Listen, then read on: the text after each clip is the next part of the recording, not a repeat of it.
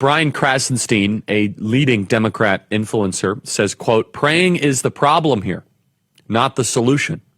People use prayer instead of action.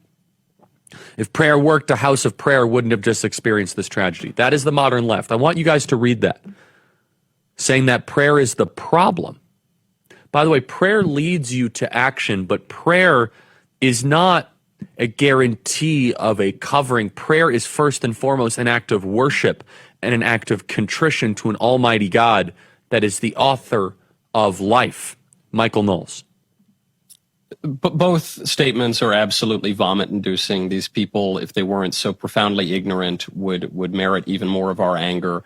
But let's just follow their ideas to their conclusion. What they're saying is, don't pray. Prayer is stupid. Let's make fun of these dead Christian kids and their families for praying. What idiots they are. They shouldn't pray. What's the alternative? Well, the alternative, I think, quite clearly, is that we just need to elect progressive politicians and enact progressive policies, because that's going to lead to progressive action to solve all of these problems and to prevent mass shootings.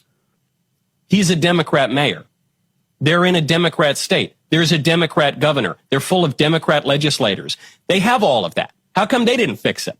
Huh? You know, if the point is that you're wasting all your time praying when instead you should be electing Democrats so that we can implement our wise policies, well, you know what? You all were elected and you didn't figure it out either.